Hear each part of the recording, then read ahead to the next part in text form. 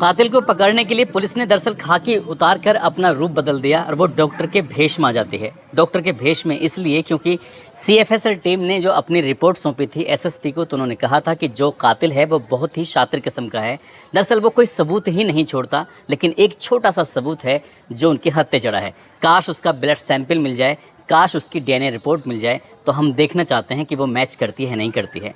अब इसके बाद खाकी से डॉक्टर का रूप बनाने के बाद वो घर घर जाते हैं, दरवाजे खटखटाते हैं और दरवाजे खटखटाने के बाद उनकी तलाश कुछ ऐसे लोगों की थी जो कुंवारे थे, ऐसे लोगों की तलाश थी जो ऑटो चालक हों या फिर ड्राइवर हों या फिर कुछ ऐसे हों जो किराएदार दूर दराज के रहने वाले लोग हों।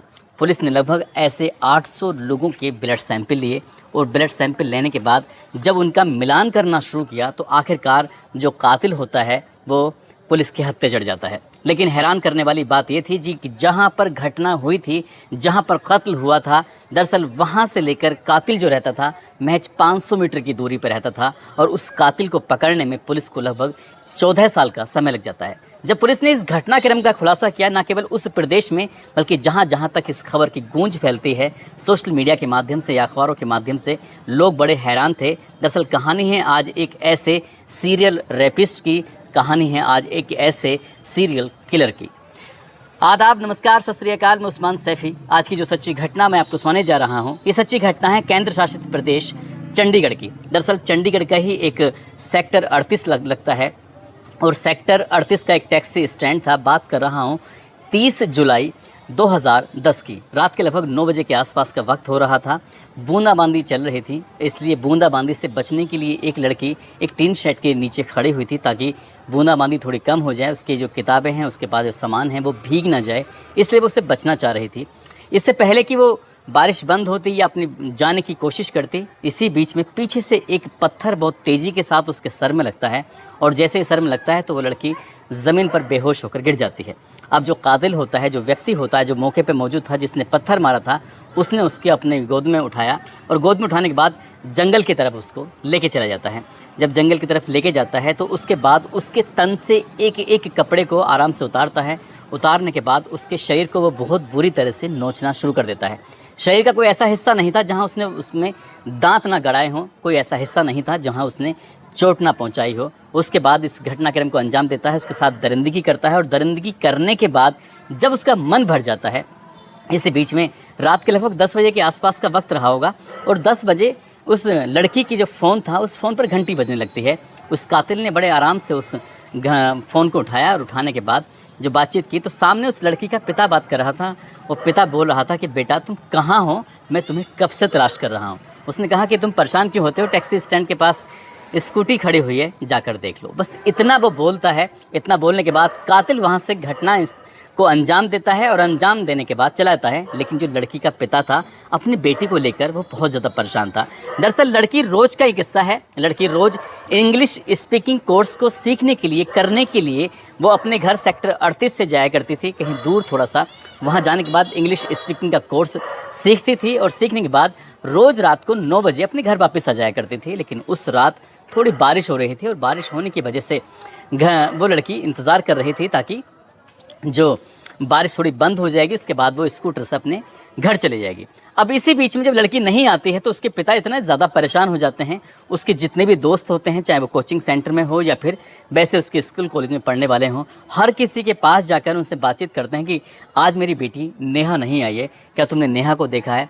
वो पिता हर घर में जा जाकर दरवाज़ा खटखटाता है, लेकिन हर घर से बस एक ही आवाज़ आती है कि हमने उसको आखिरी बार उस वक्त देखा था। लेकिन जैसे वो जब फ़ोन करता है, फ़ोन करने के बाद उसे पता चलता है कि टैक्सी स्टैंड के पास उसकी स्कूटर खड़ी हुई है, जिसकी स्कूटर का CH03Q6070। वह स्कूटी को देखकर उसके पिता रो रो कर बुरा हाल हो जाता है। उसी की स्कूटी के पास थोड़ा सा ब्लड लगा हुआ था। अब पिता ने पुलिस का इंतज़ार ही नहीं किया, बल्कि पुलिस को हालांकि पहले से इन्फॉर्मेशन दे दी थी। पुलिस अपनी तरफ से कोशिश कर रही थी, दोस्त अपनी तरफ से कोशिश कर रहे थे, सब अपनी अपनी तरफ से कोशिश कर रहे थे। लेकिन लड़की की जो पिता होता है वो जंगल की तरफ जाता है और जाने के बाद अपनी बेटी को लगातार आवाज़ें लगा रहा था। आवाज़ लगाते लगाते कि बेटा तुम नेहा कहाँ हो। बार बार आवाज़ लगाने के बाद आखिरकार पिता को अपनी बेटी दिखाई देती है और उसके तन पर एक भी कपड़ा नहीं था। उसके शरीर पर जगह जगह चोट के निशान थे। तुरंत ही उसने अपनी बेटी को गोद में उठाया और सीधा पीजीआई हॉस्पिटल लेके जाते हैं। वहाँ ले जाने के बाद पता चलता है कि डॉक्टर कहते हैं कि ये मृत घोषित हो चुकी है, यानी कि वो उसकी ज़िंदगी है ही नहीं, वो ख़त्म हो चुकी है। और जैसे ये बात सुनी जाती है, पिता का रो रो कर बुरा हाल हो जाता है। पुलिस ने एफआईआर दर्ज कर ही ली थी, पोस्टमार्टम भी होता है। पोस्टमार्टम से पता चलता है कि उसके साथ दरिंदगी की गई है, दरिंदगी के साथ साथ उसका गला दबाकर उसकी हत्या कर दी गई है। यानी कि पहले उसके सर में पत्थर मारा गया था, उसके बाद फिर दरिंदगी की जाती है, उसके बाद फिर उसका गला घोंटकर उसकी हत्या कर दी जाती है।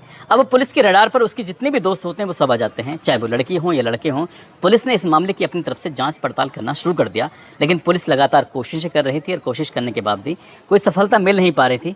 पुलिस ने वितेश, सचिन, हितेश, सागर इनको पकड़ा। इनको पकड़ने के बाद इनका नार्को टेस्ट भी कराया, साथ ही इनका ब्रेन मैपिंग भी कराया कि जानने के लिए कि ऐसा तो नहीं कि दोस्त कातिल हों। लेकिन जब इनके खिलाफ कोई ऐसे पर्याप्त सबूत नहीं मिलते हैं तो पुलिस परेशान हो जाती है। पुलिस करे तो क्या करे। अब पुलिस ने शहर के ऐसे गुंडे तत्व थे, ऐसे लोग थे जिन पर शक हो सकता था, 500 लोगों की सूची बनाई जाती है और 500 लोगों की सूची बनाने के बाद सबका डीएनए सैंपल लिया जाता है, ताकि उस घटना स्थल पर जो सीएफएसएल टीम को सबूत मिले हैं उससे ये जांच पड़ताल हो सके। लेकिन 500 लोगों के डीएनए सैंपल लेने के बाद भी जब रिपोर्ट आती है तो मैच ही नहीं करती और कातिल आराम से बचकर निकल जाता है। अब पुलिस इस मामले को हालांकि चार्जशीट भी लगाती है, लेकिन कोर्ट में जाकर ये मामला इसलिए मजबूती नहीं पकड़ता क्योंकि ना तो कोई गवाह थे, ना कोई सबूत था, और इसलिए पुलिस ने जिस तरह की रिपोर्ट लगाई थी उस तरह से कोर्ट ने इसे एक तरह से कह सकते हैं कि ठंडे बस्ते में डाल दिया। कहा कि जांच में आपको पर्याप्त सबूत नहीं मिले। वक्त आगे बढ़ने लगता है, 1 साल, 2 साल, 3 साल, 4 साल और लगभग 12 साल बीत जाते हैं। 12 साल यानी कि बात कर रहा हूँ 11 जनवरी साल 2022 की ये बात है। पति और पत्नी का नाम मनदीप कौर होता है। वो अपने पति के साथ बाजार में ख़रीदारी करने के लिए गई थी। 11 जनवरी 2022 की रात लगभग 8 बजे के आसपास उन दोनों ने ख़रीदारी भी कर ली। ये जब ख़रीदारी कर लेते हैं, ख़रीदारी करने के बाद ये पहुंच जाते हैं बाज़ार में। जब पैसे देने का नंबर आता है तो उसके पति के पास पर्याप्त पैसे नहीं थे। अब ऐसी स्थिति में वो करे तो क्या करे। तब उसने दुकानदार से कहा कि भाई साहब मैं बस थोड़ी देर में अभी आया और आप थोड़ा सा वेट कर लीजिए, मैं अपने भतीजे से पैसे लेके आता हूँ। बाइक से गए थे, तुरंत भाग के जाता है बाइक लेकर सीधा अपने भतीजे के पास और पैसे लेकर सीधा दुकानदार के पास पहुँचता है कि कहता है कि भाई मैं पैसे लेके आ गया हूँ। लेकिन दुकानदार कहता है कि भाभी जी तो चली गई। भाभी जी की उम्र लगभग 40 साल के आसपास होती है। अब वो उसे लगता है कि शायद घर पहुंच गई होगी। घर जाकर देखता है तो पत्नी घर पर थी ही नहीं। अड़ोस पड़ोस वाले से पूछता है, फिर रिश्तेदारों से पूछता है, और जहाँ तक वो कोशिश कर सकता था वहाँ तक पूछता है, लेकिन कोई सफलता नहीं मिलती। दरअसल मलोया थाना क्षेत्र में अगले ही दिन एक स्नेहा लेक जगह है जो जंगल का एरिया लगता है। 12 जनवरी 2022 को इस महिला यानी कि मनदीप कौर की लाश मिल जाती है। नग्न अवस्था में, शरीर पर जगह जगह काटने पीटने के निशान थे। उसके साथ पहले कोई भारी वस्तु से चोट पहुंचाई गई और चोट पहुंचाने के बाद उसको खींचते हुए जंगल की तरफ ले जाया गया। उसके बाद उसके साथ शारीरिक संबंध बनाए गए। हालांकि वो तड़प रही थी, चीख रही थी, चिल्ला रही थी, लेकिन शायद कातिल को इस बात पर कोई असर नहीं पड़ रहा था। उसने अपने इस जो कुकृत्य करना था वो आराम से उस कुकृत्य को करता है। करने के बाद वहाँ से बड़े इत्मीनान से निकल जाता है। और अगले ही दिन जब पुलिस को लाश मिलती है, पुलिस ने इस शव को कब्जे में लिया। कब्जे में लेने के बाद पोस्टमार्टम कराया। पोस्टमार्टम कराने के बाद जो सीएफएसएल टीम होती है, सीएफएसएल टीम ने जब इसे रीड करना शुरू किया पूरे केस को, मनदीप कौर के, तो पुलिस को ऐसा लगा जैसे कि ये केस दोबारा से हम पढ़ रहे हैं। यानी कि बिल्कुल सेम टू सेम चीज़ें थी। कत्ल करने का वही अंदाज़, मारने का वही अंदाज़, उसके साथ रेप करने का वही तरीका, जब बिल्कुल एक जैसा था। और पुलिस 12 साल पहले तो गच्चा खा ही चुकी थी। 500 लोगों का डीएनए सैंपल लेने के बाद भी सफलता नहीं मिल रही थी। सीएफएसएल टीम ने जो एसएसपी कंवरदीप कौर होती हैं उनसे बातचीत करते हैं। कहते हैं कि साहब कातिल को पकड़ना ही पड़ेगा। अगर कातिल नहीं पकड़ा गया तो जैसे उसने पहले साल 2010 में घटनाक्रम को अंजाम दिया, साल 2022 में घटनाक्रम को अंजाम दिया, वो ऐसे ही आगे करता रहेगा। इसलिए उसको पकड़ना बेहद ज़रूरी है। अब इसके बाद एसएसपी कंवरदीप कौर जो होती हैं उन्होंने एक टीम गठित की। टीम में DSP Charanjit Singh, inspector Jaspal Singh, sub inspector Mohan Kashyap, constable Sunil और कांस्टेबल विकास, ये एक टीम बनाई जाती है। टीम बनाने के बाद उनसे कहा जाता है कि कुछ भी करिए, कैसे भी करिए, मुझे कातिल हर हाल में चाहिए। लेकिन पुलिस तो पहले भी कोशिश कर चुकी थी, अब करे तो क्या करे। इसलिए पुलिस ने कुछ अलग तरीके से सोचना शुरू किया। 500 लोगों की रिपोर्ट तो उनके पास पहले से ही थी, तो इसलिए उनके पास दोबारा जाने की ज़रूरत नहीं थी। पुलिस ने फिर से एक कोशिश की कि ऑटो चालक, टैक्सी ड्राइवर, रेहड़ी फड़ी लगाने वाले जो मजदूर तबके के लोग होते हैं, किराएदार या कुंवारे लड़के, ऐसे लोगों की तलाश करना शुरू कर दिया जाता है। और घर घर जाते हैं। घर घर जाने के बाद कोशिश कर रहे थे कि सबका ब्लड सैंपल मिल जाए, क्योंकि लेडीज़ का ब्लड सैंपल इतना मायने नहीं रखता था। सिर्फ माने रखता था पुरुष का ब्लड सैंपल, इसलिए घर घर जरूर जाते थे। जाकर दरवाज़ा खटखटाया, उनसे बातचीत की, बातचीत करने के बाद कि हम एक कैंप लगा रहे हैं और कैंप लगाने के बाद आपको ब्लड देना है और फिलहाल ज़रूरत भी है। ये है जुलाई 2023 का ये वाक़या है। लगभग 1 डेढ़ महीने के आसपास के इलाके में सब जगह घूमा जाता है और ये घूमते घूमते सेक्टर 38 का एक झुग्गी नंबर 16 में जब पहुंचते हैं तो वहाँ एक मोनू कुमार नाम का लड़का था।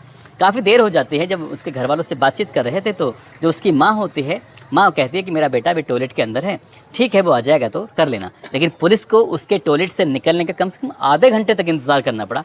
अब पुलिस को उस वक्त तो कोई शक नहीं हुआ था, लेकिन जैसे ही वो निकलता है टॉयलेट के अंदर से, क्योंकि वो आवाज़ सुन चुका था, वो मौका पाते वहाँ से निकलने की कोई बहाना करने की कोशिश कर रहा था। लेकिन वो पुलिस वाले डॉक्टर का भेष बना के गए थे। डॉक्टर होते तो शायद एक बार को मान जाते, लेकिन वो पुलिस वाले थे, उनका मकसद ही जांच करना था।